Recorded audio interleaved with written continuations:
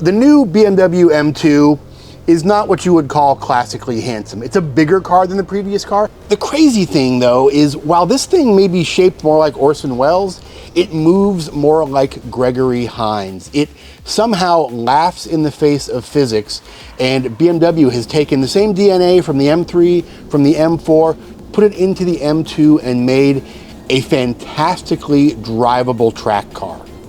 The exterior, we'll admit, it can be a little bit divisive, but they've downsized the grille a little bit. It's a little bit tighter on the front end, and the proportions remain the same from the previous twos, although the car is bigger in every single dimension. One of the trade-offs in being bigger is great interior room and fantastic sightlines. As a cruiser, it's an excellent car. You can see every single corner of the car. You know exactly where the car is placed, whether it's on the road or on the track. And there's plenty of room for the front occupants, just as there is in every BMW sedan today.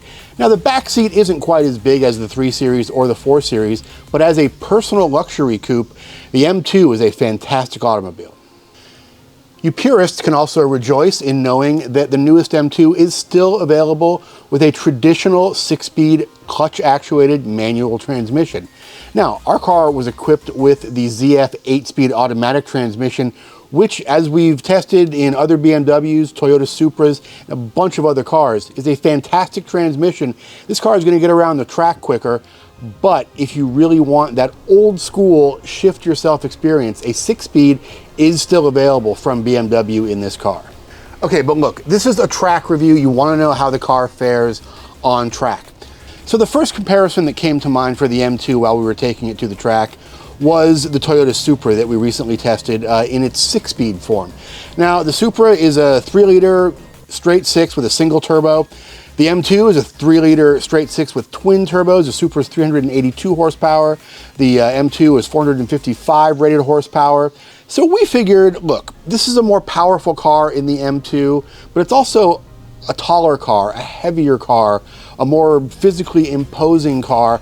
I think that the lower center of gravity, the more sporting intentions of the Supra is going to overcome that horsepower to make the Supra the superior track car. Spoiler alert, folks, I was wrong.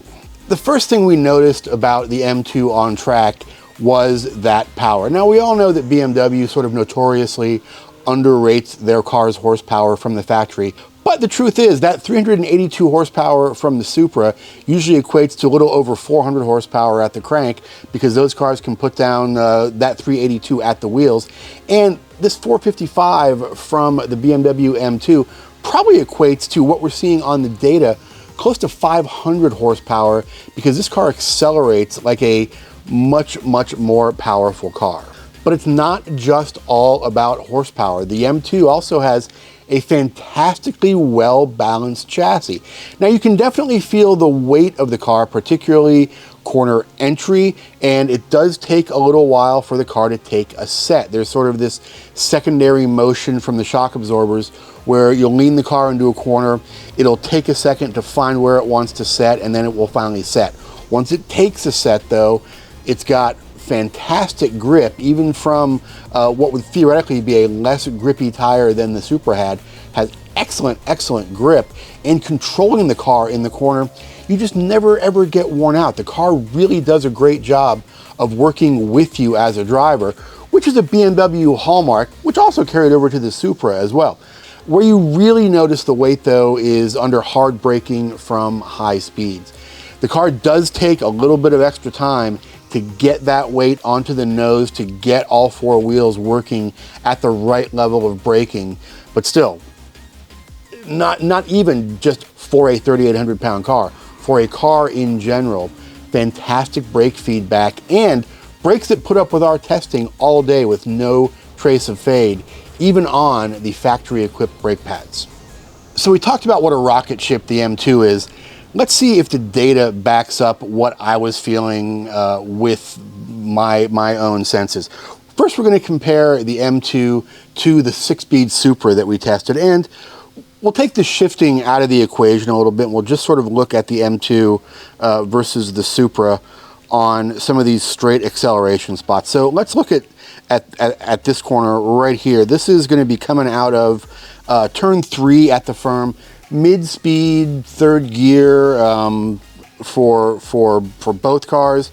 The M2 in blue here, the blue trace, actually got a worse exit than the Supra did. The Supra was faster through the corner and faster coming out of the corner, but we can see immediately those traces cross over each other, and the M2's power advantage takes right over, leading to a speed advantage down in the next straightaway. We really see that speed advantage come into play when we look at places where we do have to make a shift, like here, going up from second into third gear. We're going through the firm's hairpin at about the same speed in both cars. Again, the Supra was maybe a little more aggressive going in due to its lightweight. The M2 took a little bit longer to take a set, but as soon as that Supra shifts into third gear, the M2 just drives right by the thing. And most dramatically, here where we're using third into fourth gear, coming out of the firm's very fast turn 8, you're exiting that corner over 60 miles an hour. You're accelerating to over 100 miles an hour. The Supra is, kind of holds through third gear. The top of the Supra's third gear is very strong, although the M2 starts pulling away immediately. As soon as the Supra shifts into fourth gear, acceleration just trails right off. The M2 keeps pulling like a train. So, fantastic horsepower and fantastic thrust despite nearly 2 tons of weight for this BMW. Looking at a few aspects of cornering, the M2 is really impressive despite being on what shouldn't be quite as sticky tires. Now, some of these small differences can be attributed to the fact that we tested these cars on different days. Track conditions are going to be slightly different. There could be a little more dust or sand on the track. It could have rained the day before. It could be warmer or colder. So there are minor differences that you'll experience from day to day on any given track. But still, looking at particularly in the firm's turn 8 here, where we see both cars turning in at a pretty good speed. Again, we're seeing the Supra with the red trace having a little more turn-in speed just because of that lighter weight. It's a little more eager to point into the corner than the M2 was. But as soon as they take a set, that M2 sets up just as nicely as that Supra, and as a result is able to get just as good of an exit. So we've got cornering on par with the Supra, with maybe a tiny little bit of difference at the beginning of the corner, but we've got cornering and corner exit on par with the Supra, and everything after that corner exit is definitely in the M2's favor, and that is adding up to an over 1 second advantage for the M2 over the Supra, and that is pretty impressive given that the only thing on paper that the M2 seems to have over the Supra is a horsepower advantage. It's got a disadvantage in weight, it's got a disadvantage in center of mass, it's got a disadvantage everywhere else on paper, but somehow BMW has defied the laws of physics to make this a faster car. So what's our conclusion here? Well, our conclusion is that BMW has built an astounding car, and they've built an astoundingly drivable car as well.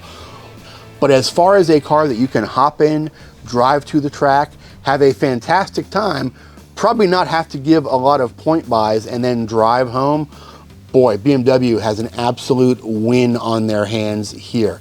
Now, I know you have opinions about the M2. The M2 is one of the most divisive cars that we have ever featured on our social media. So please share what you think about the downsized grille, or the aggressive but yes, slightly odd proportions, or the fact that yes, this big chunky sedan can essentially be the automotive version of Jack Black and be a husky fella that has moves like a ballerina. Let us know what you think down in the comments. And if you like what we are doing, check us out online at grassrootsmotorsports.com. Do me a favor, like and subscribe to this channel, and we'll see you next time at the track.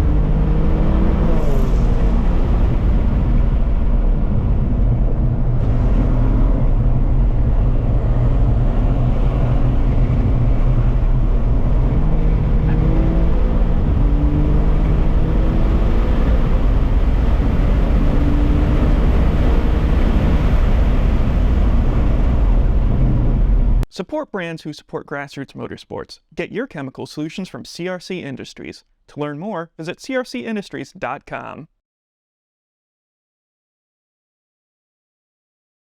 Want to see more content like this? Make sure to hit that subscribe button and like this video. And for more information, visit us online at grassrootsmotorsports.com.